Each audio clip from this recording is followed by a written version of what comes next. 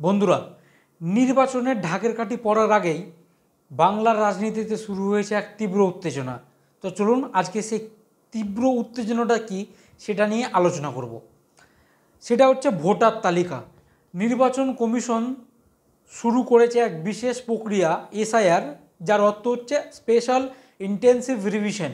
Commission বলছে তারা ভুয়ো ভোটার, মৃত ব্যক্তি মানে যে সমস্ত ব্যক্তিরা মারা গিয়েছে তাদের নাম বাদ দেওয়া, অনুপ্রবেশকারী মানে বাংলাদেশ থেকে যে সমস্ত লোকগুলো চলে এসছে আমাদের ভারতবর্ষে কিন্তু ভারতীয় নয়, তাদের নাম এখান থেকে বাদ দিয়ে দেব। কিন্তু কিছু কিছু রাজনৈতিক মহলে বা কিছু কিছু রাজনৈতিক দল, বিশেষ করে হচ্ছে তৃণমূল কংগ্রেস, তারা অভিযোগ করছে যে এই এসআইআরের আড়ালে চলছে এক ভয়ঙ্কর ষড়যন্ত্র।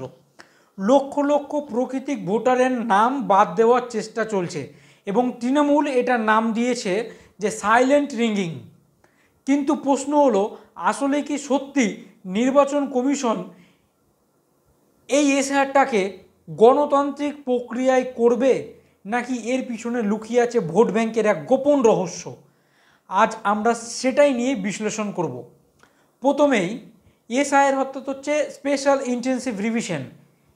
এটার আসলে নির্বাচন কমিশনের রুটিন প্রক্রিয়া, যেটা প্রত্যেক বছর করা হয়, যার মাধ্যমে প্রত্যেক বছর ভোটার তালিকা আপডেট, মানে ধরুন যার 18 বছর হয়ে গেছে সে ভোটার কার্ড অ্যাপ্লিকেশন করেছে, তার নাম অ্যাড করা, যে সমস্ত ব্যক্তিরা মারা গিয়েছেন তাদের নাম বাদ দেওয়া বা সংশোধন করা, কোনো কিছু ভুল আসে সেটাকে নাম ভুল, অ্যাড্রেস ভুল, সেটাকে সংশোধন করা, এগুলো রুটিন প্রক্রিয়া, এটা প্রত্যেক বছরই হয়। কিন্তু এই বছরটা বিতর্কের তুঙ্গে উঠেছে, তার কারণটা আজকে আমরা আলোচনা করব। কিন্তু রিপোর্ট অনুযায়ী কি বলছে? রিপোর্ট বলছে যে এই প্রক্রিয়ায় এসআইআরে লক্ষ লক্ষ নাম বাদ যাওয়ার সম্ভাবনা তৈরি হয়েছে।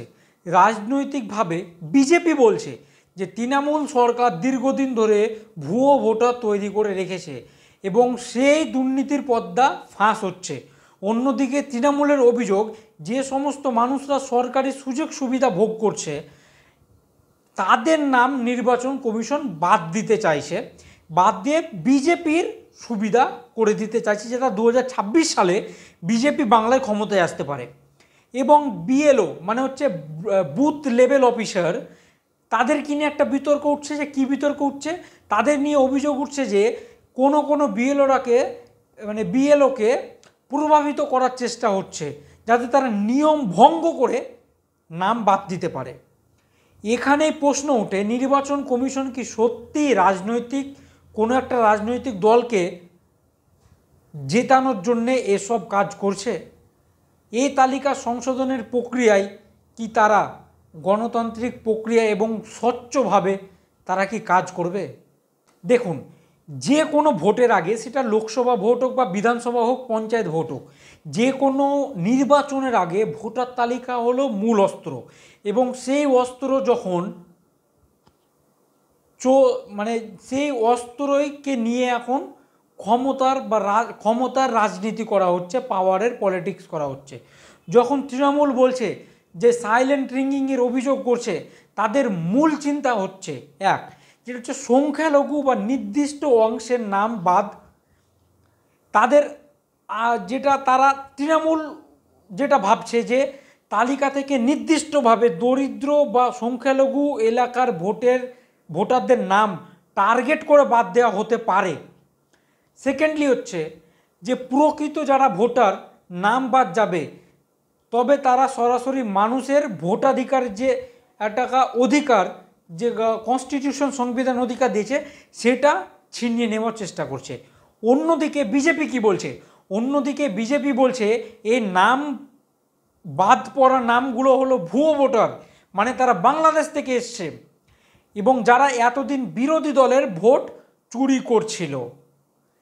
তাদের মতে কমিশন যদি স্বচ্ছভাবে, মানে বিজেপির মতে যদি নির্বাচন কমিশন স্বচ্ছভাবে এই প্রক্রিয়াটা করে, তবে এই পদক্ষেপ জরুরি, মানে স্বচ্ছভাবে নির্বাচন করার জন্যে এসআইআরটা খুব জরুরি। কিন্তু এই পুরো বিতর্কর মধ্যে একজন সাধারণ মানুষ হিসাবে আমাদের কী করা উচিত? এই বাদ পড়া নামগুলোর মধ্যে কি সত্যি সত্যি আপনার বা আমার কোনো পরিচিতি মানুষের নাম থাকতে পারে? যদি থাকে তবে আপনি কি করবেন?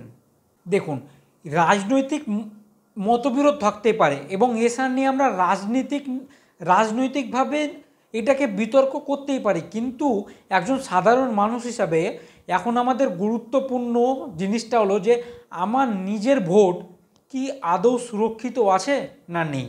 নাগরিক হিসাবে আপনার কি করণীয় চলুন জানা যাক। আপনি চেক করুন, নির্বাচন কমিশনের ওয়েবসাইটে গিয়ে 2002 সালের ভোটার লিস্ট আপনি চেক করুন, ওখানে আপলোড করা আছে। আপনি চেক করুন যে আপনার নাম আসে কি।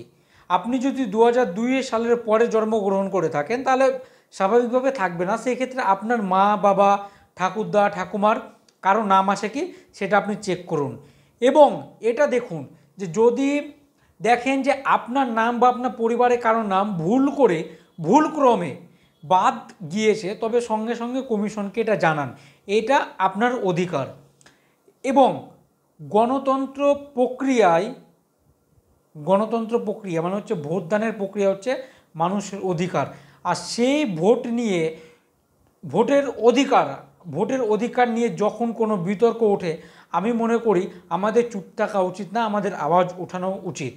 এবং এটাও দেখা উচিত যে এই পুরো প্রক্রিয়াটা স্বচ্ছভাবে হওয়াটাও জরুরি, যে স্বচ্ছভাবে হচ্ছে কি এই বিষয়টাও আমাদের নজর রাখতে হবে। এবং এই বিষয়ে আমি আপনাদেরকে বলছি, এবং এই বিষয়ে আপনাদের কি মত? নির্বাচন কমিশন কি নিরপেক্ষভাবে কাজ করবে, নাকি এর আড়ালে কোনো রাজনৈতিক ষড়যন্ত্র লুকিয়ে আছে? কমেন্ট বক্সে আপনার মূল্যবান মতামত জানিয়ে যাবেন।